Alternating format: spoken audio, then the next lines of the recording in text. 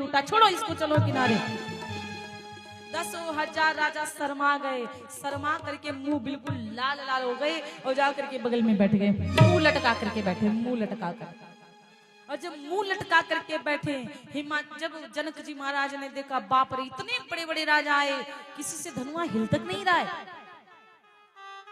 विचार करने लगे 10,000 राजा आए हैं, किसी से धनुष नहीं हिल रहा है। तो उस समय जनक जी महाराज ने विचार किया, धनुष उठाने के लिए ये जो सूर्यवंशी श्री रामचंद्र जी बैठे हैं, इनके यहाँ के जो पताका है ना, झंडा, वो स्वयं श्री राम जी हैं। अयोध्या के तिरंगा है श्री राम, वो डंडा जो तिरंगा के नीचे डंडा लगता वो है लक्ष्मण। जब तक डंडा रूपी लक्ष्मण को मैं नहीं उठाऊंगा, तब तक अयोध्या के तिरंगा रूपी राम धनुआ को उठाने वाले हैं नहीं।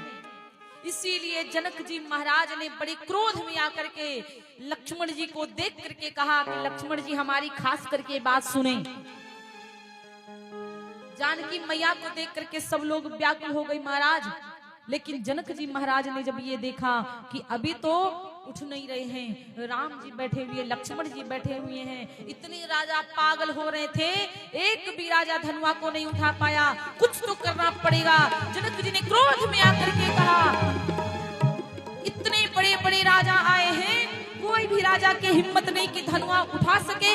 भूप सहस 10 एक ही बारा, एक बार में 10,000 राजा लग गए, लेकिन धनुआ कोई उठा नहीं पाया।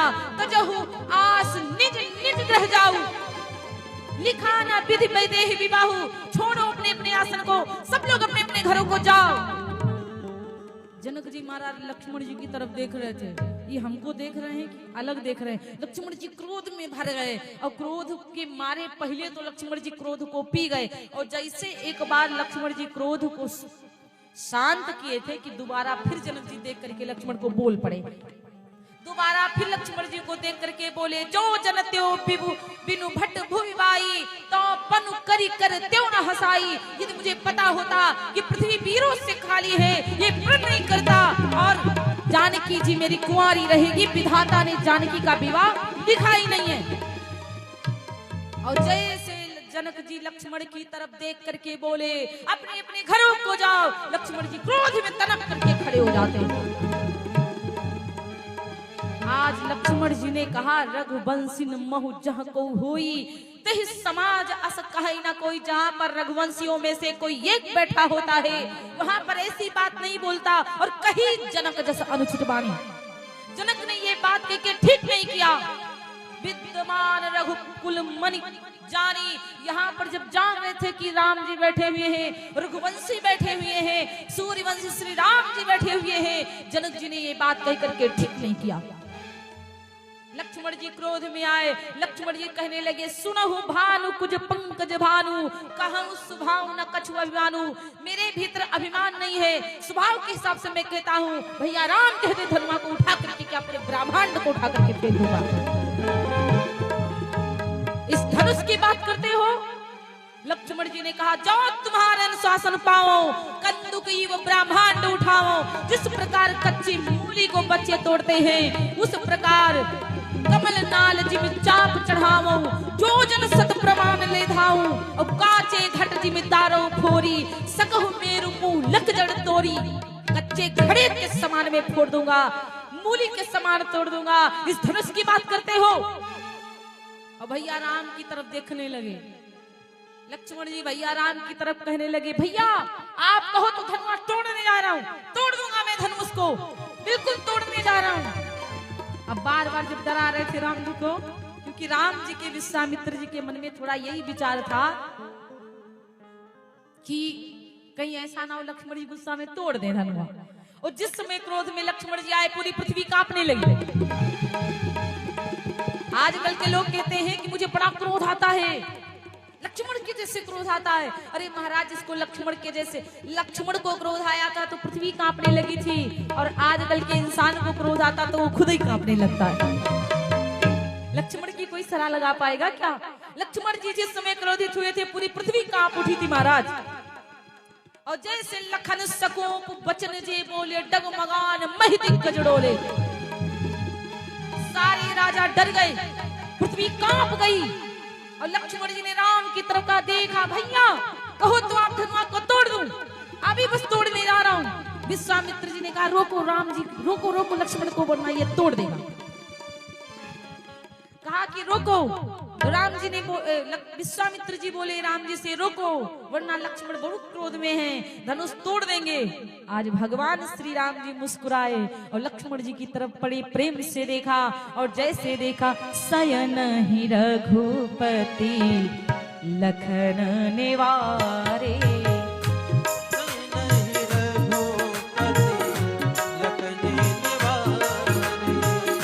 शयन ही रघुपति लखन निवारे, शयन ही रघुपति लखन निवारे, प्रेम समेत निकट बैठारे, प्रेम समेत निकट बैठारे।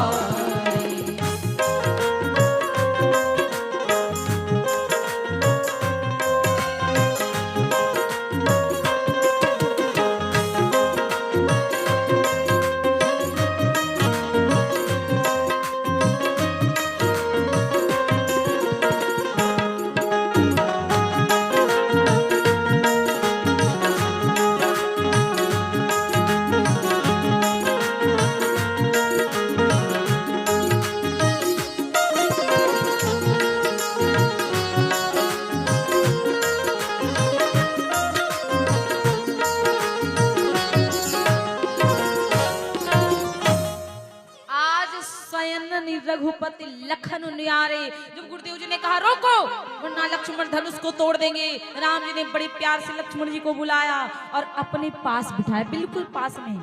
लक्ष्मण जी कहीं उठ करके फिर से ना पहुंच जाए, क्योंकि लक्ष्मण जी का स्वभाव है राम जी को छोड़ते तो नहीं है, लेकिन राम जी के बारे में यदि कोई कुछ बोल दे तो लक्ष्मण जी का कोनो भरोसा नहीं, कब तांडव मचा देंगे। आज राम जी ने लक्ष्मण जी को बिल्कुल पास में बिठाया, निकट में बिठाया, और लक्ष्मण जी ने कहा क्यों भैया कैसा लगा मेरा गुस्सा? राम जी ने कहा वाह गजब। राम जी ने कहा बहुत बढ़िया बोल लेते हो आप तो, मैंने आपका गुस्सा कभी देखा नहीं था लक्ष्मण जी, वैसे बहुत बढ़िया बोले हैं आप। अब राजा जनक जी कभी बोलेंगे नहीं ऐसे, लेकिन लक्ष्मण जी बोले, राम जी बोले लक्ष्मण एक बात तुमने बहुत गलत बोल दिया। लक्ष्मण जी बोले क्या क्या गलत बोल दिया?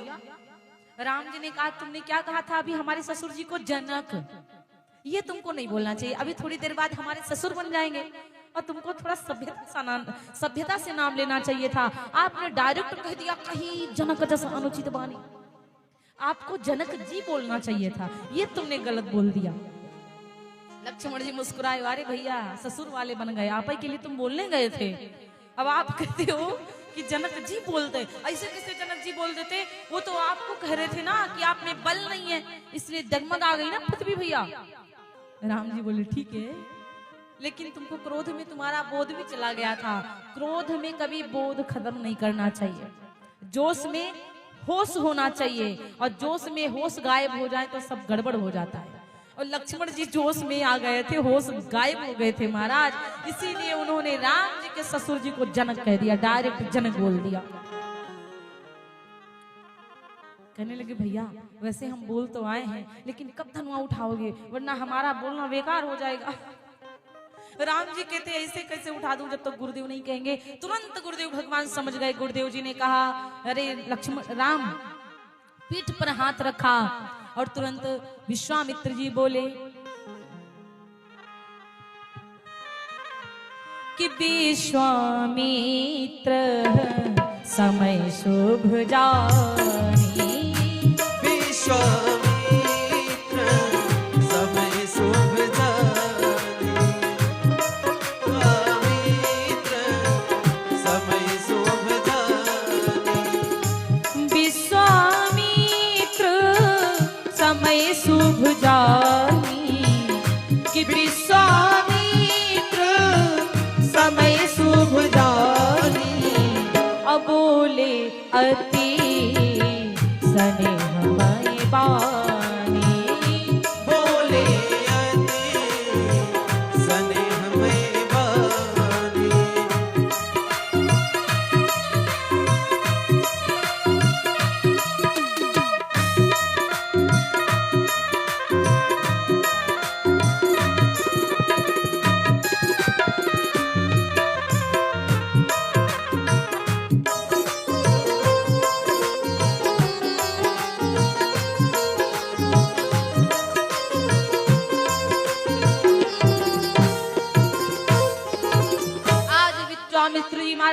प्रेम से बोले, राम जी के ऊपर हाथ को रखा और राम जी तुरंत, राम जी जैसे गुरुदेव भगवान को देखे, गुरुदेव भगवान ने राम जी की तरफ तुरंत कहा, अरे उठा हूँ राम भंजहु भव चापा, कि उठा हूँ राम भंजहु भव चापा, मेटहु तात जनक परितापा,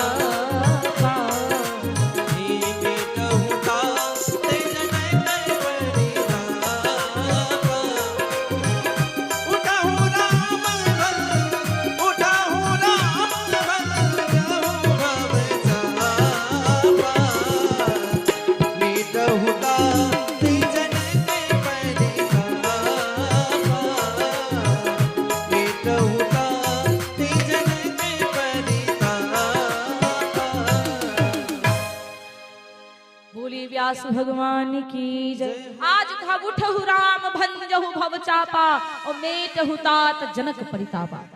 जाओ, धनुष को उठाना नहीं है, तोड़ दीजिए। डायरेक्ट बोले धनुष को उठाना नहीं है, धनुष को तोड़ डालो, क्योंकि धनुष जो था उस समय धनुष बाबा को देखकर बहुतों में अहंकार आया था, युद्ध की भावना आई थी, इसलिए ऐसी चीज को उठाना नहीं है, ऐसी चीज को तोड़ करके खंडित कर देना है। क्योंकि राजाओं ने प्रश्न किया, यदि उठा लेते तो भी राम जी के संग विवाह होता, लेकिन गुरुदेव एक कदम आगे निकल गए, उठाना नहीं, तोड़ देना है धनुष को।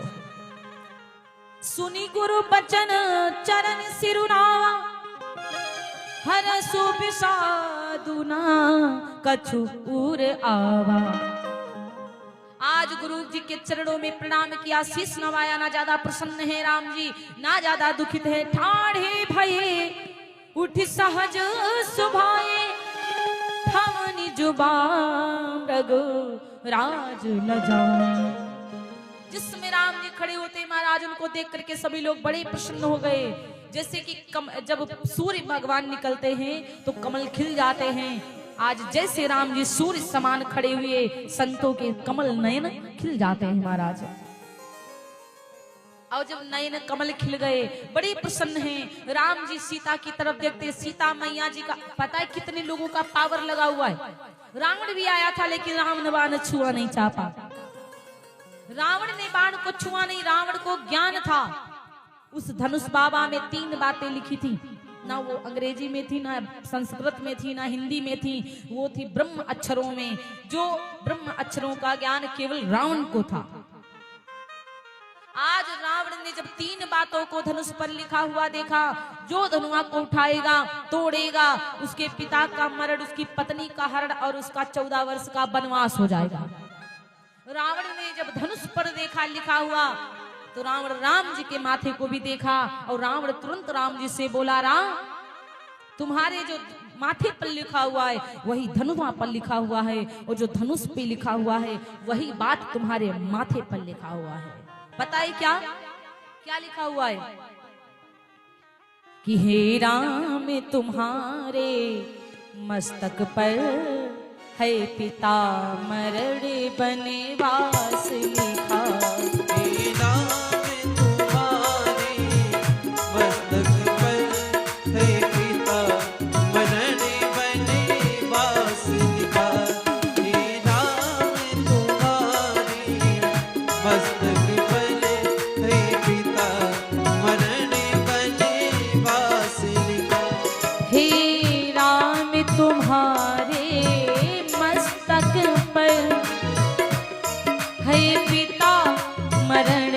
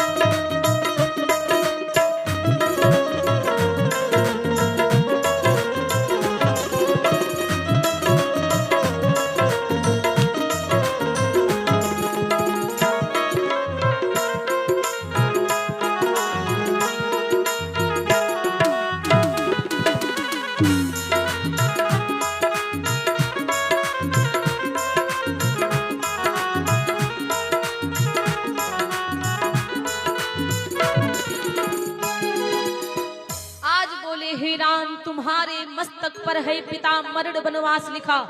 हे राम तुम्हारे हाथों से रावण का सर्वा नाश लिखा।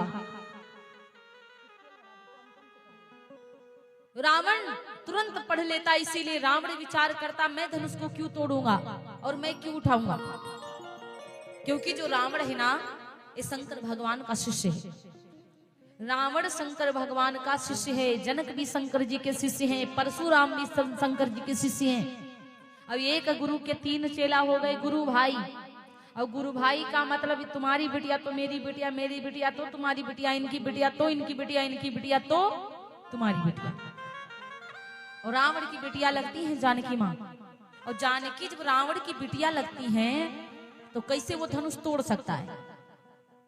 दूसरी बात एक और कारण है, रावण जो है रावण संतों से टैक्स लेता था, रावण संतों से कर मांगता था। और जब कर नहीं दे पाते थे, जो संत कर नहीं दे पाता था तो काट करके उसके रक्त को निकाल करके मटका में भर करके अपने लंका में ले जाता था। एक बार रावण मटका में रक्त भर भर के रखा, और जब वो मटका भर जाता है वो युद्ध करने के लिए निकला। रात्रि का समय था, मंदोदरी मैया को बड़ी जोर की प्यास लगी। अच्छा, उस घड़े के रक्त को मंदोदरी पानी समझकर पी जाती है, और जब उस रक्त के घड़े को जल समझकर मंदोदरी पी गई तो वो गर्भवती हो गई। उनके द्वारा कन्या का प्रादुर्भाव हुआ। रावण उस कन्या को मारने के लिए जा रहा था, तब तक एक ज्ञानी मंत्री ने कहा ठहरो रावण, अगर आप इस कन्या को मार दोगे आपकी लंका का अभी नाश हो जाएगा। इस कन्या को ले जाकर कहीं दूर पर गाड़ दो। कन्या को ले जाकर जनकपुर में गाड़ कर आया, घड़े में रख करके कन्या को जमीन में गाड़ दिया, वहां सूखा पड़ जाता है। सूखा पड़ा तो संतों ने कहा कि जो इस स्थान पर यज्ञ करवाओगे, इस स्थान की जुताई करवाओगे, हल चलाओगे, जोतोगे खेत को, तब जाकर के यहाँ पर जल बरसेगा, तब जाकर वर्षा होगी। जनक जी महाराज हल चलाते हैं, और जब हल चला रहे थे तो हल के फार से वो घड़ा टकराया। जनक जी महाराज उस घड़े को खुदवा कर बाहर निकाले। उस घड़े में सुंदर सी कन्या निकलती महाराज।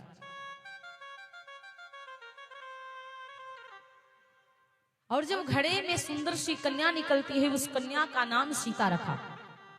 आज जब सीता मैया का जन्म पृथ्वी से हुआ, उस घड़े से हुआ, तभी से महाराज जनक जी के नाम से बिटिया जी का नाम जानकी भी पड़ गया। और ये जो धनुष महाराज थे, ये दधीच महाराज की हड्डियों से बने थे, जिनका नाम था पिनाक। भगवान भोलेनाथ जी ने ही पिनाक धनुष को लिया था। भोलेनाथ ने पिनाक धनुष दिया था परशुराम जी को, और परशुराम जी ने ये पिनाक धनुष दे दिया था जनक जी को। दधीच महाराज की हड्डियों से बना था, इसलिए इच्छाधारी धनुष था। और धनुष बाबा बोलते भी थे, और जब वो बोलते थे जनक जी महाराज धनुष बाबा की प्रतिदिन पूजा पाठ करते थे। अपनी बिटिया जानकी से जनक जी रोज कहते हैं, बेटा इस धनुष के आसपास में गाय के गोबर से लेपन कर दिया करो। जानकी मैया धनुष के आसपास में गोबर से लेपन करती हैं, और जब आसपास में जानकी मैया गोबर से लेपन करती हैं महाराज, तो कहा जाता है जब गोबर से लेपन कर रही थी तो एक बार विचार करने लगी जानकी मां कि मैं रोज डेली धनुष बाबा के आसपास में गोबर से लेपन करती हूँ, आज बाबा धनुष को उठा करके इसके नीचे भी लेप दूं।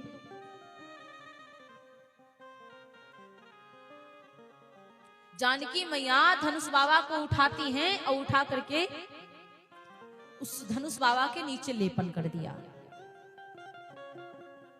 और जब उसके नीचे लेपन किया, जनक जी विचार करने लगे इस धनुष को उठाया किसने। जानकी मैया से पूछा तो जानकी मैया जी को क्या पता था कि धनुष बाबा कुछ खास है, उठा करके दिखा दिया कि पिताजी मैंने ही उठाया था, इसके नीचे मैंने ही लेपन किया, उठा करके फिर किनारे रख दिया। आज जनक जी ने प्रण कर लिया इस धनुष को कोई साधारण नारी या साधारण पुरुष नहीं उठा सकता। इसका मतलब साक्षात लक्ष्मी का प्राकट्य हो चुका है। और लक्ष्मी जी के लिए इनका पति कहां कहां ढूंढेंगे, इसीलिए मैं आज प्रण करता हूं जो इस धनुष को उठाएगा उसी के संग में जानकी का विवाह करूंगा। हर जगह पर न्योता भिजवाते महाराज, और जब हर जगह पर निमंत्रण भिजवाया, केवल अयोध्या नहीं भिजवाया था, विश्वामित्र जी के पास में निमंत्रण भिजवाया था, और विश्वामित्र जी के संग में राम लक्ष्मण आए थे।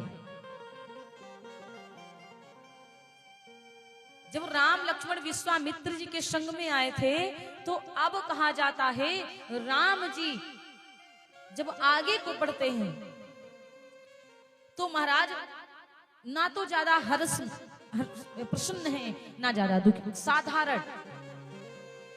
यहां पर राजा उठते थे तो अभिमान के सहित उठते थे कि अभी जाकर धनुआ तोड़ दूंगा तो मेरी जय जयकार होगी, लेकिन राम जी में ऐसा कुछ भी नहीं था। जो ज्ञानी व्यक्ति होता है वो बिल्कुल साधारण रहता है, और जो अज्ञानी लोग होते हैं वो खुद के ज्ञान को दिखा देते हैं। मैया जानकी का बार बार मैया जानकी धनुष बाबा से निवेदन करती, बाबा जब मेरे स्वामी का हाथ लगे तो आप बिल्कुल हल्के हो जाना। जानकी मैया जी को एक एक पल बहुत भारी भारी लग रहा था, सालों के समान व्यतीत हो रहा था। भगवान राम जी जिस समय धनुष के पास में पहुंचे, सबको प्रणाम किया,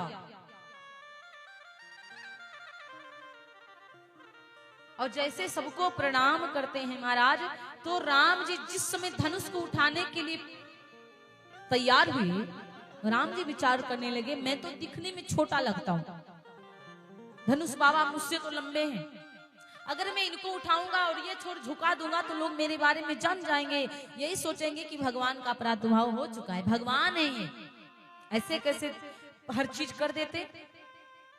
एक अहिल्या को भी तार दिया और एक ताड़का को भी मार दिया, अग्नि बाण से सुबाहु राक्षस को भस्म कर दिया, मामा मारीच को भस्म कर दिया, इसलिए और धनुष भी तोड़ दिए। 10,000 राजा नहीं उठा पाए और ये अकेले राम तोड़ दिए, तो मेरा सब कुछ परमत्व ब्रह्मत्व खुल जाएगा, ये सब लोग जान जाएंगे। इसीलिए भगवान ने क्या किया, गुरु ही प्रणाम मन ही मन कीना, अति लाघव उठाए धनु लीना। एकदम से गुरु को मन में प्रणाम किया, एकदम से धनुष को उठाया, और जैसे एकदम से धनुष को उठा, दम क्यों तामिन जिमि जमलयऊ पुनि नभ धनु मंडल समभयऊ, एकदम से बिजली चमकती है, पृथ्वी पर से उठा करके धनुआ को आकाश में किया, और तुरंत क्या होता है, तेहि क्षण राम मध्य धनु तोड़ा,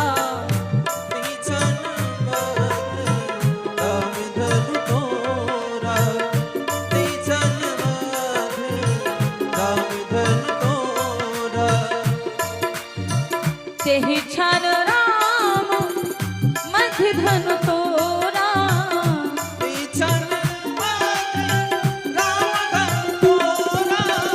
भरे भुवन धुनि घोर कठोरा, भरे भुवन धुनि घोर कठोरा, भरे भुवन धुनि घोर कठोरा।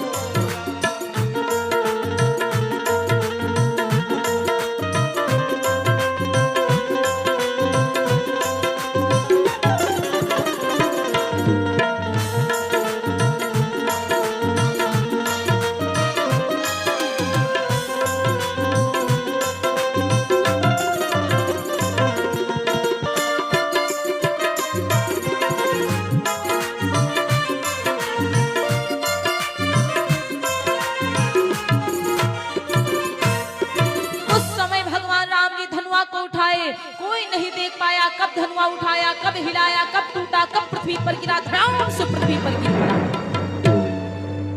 भरे भुवन घोर कठोर, रव रवि बाज तज मारग चले, ओ चिक्कर ही दिग्गज डोल मही गोल पूरम कलमले, सूर्य असुर मुनि कर कान दीन ही, सकल विकल विचार ही, को दंड खंड्यो राम तुलसी जयति बचन उचारे। बोलिए सियापत रामचंद्र भगवान की, बोलिए सियापत रामचंद्र भगवान की। जिस समय समय धनुआ पृथ्वी पर टूटा। पूरब की तरफ से सूर्य नारायण पश्चिम की तरफ जा रहे थे, एकदम से दक्षिण की तरफ मुड़ जाते हैं। देवता कानों पर उंगली रख देते हैं। विंध्याचल हिमांचल की गुफाओं में तपस्या करने वाले संतों की तपस्याएं भंग हो जाती है। परशुराम जी की तपस्या भंग हुई। परशुराम जी डायरेक्ट जनकपुर में पधारे। जनकपुर में परशुराम जी आते हैं और जैसे परशुराम जी महाराज जनकपुर में पधारे, परशुराम जी क्रोध में आ गए और कहा, कहो जनक जस अनुचित वाणी, यहाँ पर भारी भीड़ भाड़ क्यों है? यहाँ पर बहुत सारे दूर दूर दराज के लोग राजा आए हैं। क्यों आए हैं? कहां से आए हैं? किस लिए आए हैं? और ये धनुष किसने तोड़ा? परशुराम जी ने क्रोध में कहा, धनुष किसने तोड़ा? जिसने धनुष को तोड़ा है मेरे सामने आओ, वरना पूरी धरती को नष्ट भ्रष्ट कर दूंगा। जितने बड़े बड़े राजा आए हैं सबका नाश हो जाएगा, सबको मार दूंगा। परशुराम जी की बात को सुनकर सारे राजा बड़े घबरा गए। बिना परशुराम जी के पूछे अपने बाप का नाम और अपना नाम तुरंत बता देते। मानो कि जो बाज होता है पक्षी को झपट करके पकड़ता है, उस प्रकार से आज ये सब इतना घबरा गए, इतना घबरा गए, इतना मानो कि शेर के कुत्ते के आगे बिल्ली चूहा बन जाती है। सारे राजा बहुत घबरा गए। वहां पर बड़े बड़े राजा बैठे थे, सब घबरा गए। बार बार परशुराम जी कहते, कौन धनुआ को उठाया है? किसने तोड़ा है राम का धनुष? किसने तोड़ा है शंकर जी का धनुष? जिसने तोड़ा मेरे सामने आओ, वरना सबकी मृत्यु मेरे हाथों से लिखी होगी। लक्ष्मण जी विचार करने लगे। अभी जनक जी ने ये बात की तो पृथ्वी हाली थी। अई बाबा आकर पता नहीं कौन सी बात बोल रहे हैं। अरे घिसा पिटा धनुष की बात करते हैं। एकदम से लक्ष्मण जी खड़े हुए, बाबा मैंने तोड़ा है धनुष। परशुराम जी कहते, बात मत कर, सही से बता किसने तोड़ा है? लक्ष्मण जी ने कहा, महाराज ये धनुष जो था घिसा पिटा पतला छोटा राघव जी के हाथों से टूटा, लेकिन इसमें रघुपति का कोनो दोष नहीं है। इसमें भगवान का कोई दोष नहीं है और ये दोष किसी का भी नहीं है। ये धनुष तो छूते ही टूट गया। और महाराज एक बात बताओ, लक्ष्मण जी ने कहा, बहु धनु ही तोरी लड़िकाई। जब मैं छोटा सा था बहुत सारी धनुओं को तोड़ा, तो आप इतना गुस्सा नहीं करे। और ये धनुआ में का लाल लगे हुए हैं जो आपको इतना क्रोध आ रहा है। आप इस धनुष को तो देख देख करके क्यों इतना क्रोधित हो रहे हैं? यही धनु पर ममता की हेतु। इस धनुष पर ममता किस लिए दिखा रहे हो महाराज? जैसे इतनी बात परशुराम जी सुनते क्रोध में आ गए। परशुराम ने कहा, बैठ जाओ वरना तुम्हारा शीश मेरे फरसा से अलग हो जाएगा।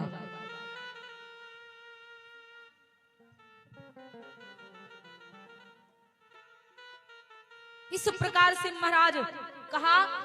लक्ष्मण जी ने तुरंत बोल दिया कि छुअत टूट रघुपति नाही दोषु। छुअत टूट रघुपति न दोषु। छुअत टूट रघुपति न दोषु। छुअत टूट रघुपति न दोषु। छुअत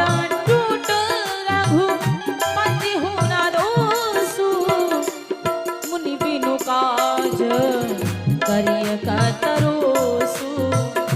मुनि बिन काज करिय का